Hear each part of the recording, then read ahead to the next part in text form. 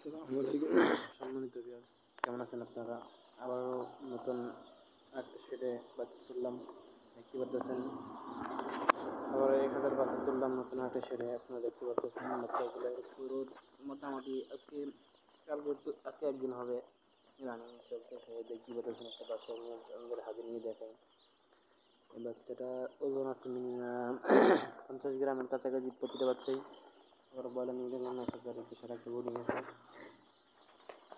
দেখতে পাচ্ছেন আপনারা। আমার ফার্মের বয়স আজকে একদিন।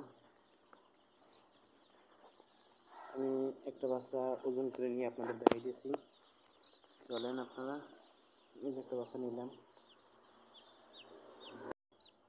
মিটারটা একটু অন করে নিন। দেখতে পাচ্ছেন মিটার অন হইতেছে, অন হয়ে গেছে। এই দেখেন বাচ্চাটা দিলাম, 0 আছে।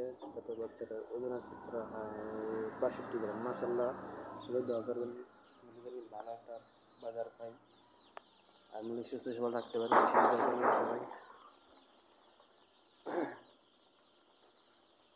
দেখতে পাচ্ছেন মুরগিগুলো কি সুন্দর চঞ্চল আছে, অসুস্থ বাচ্চা কেন আর এবং আমার দোষে 2টা বাচ্চা মারা গেছে। একটা হচ্ছে আমার দোষে পানির পটের সাথে পটের এই যে খাদের সাথে ধরে গেছিলো,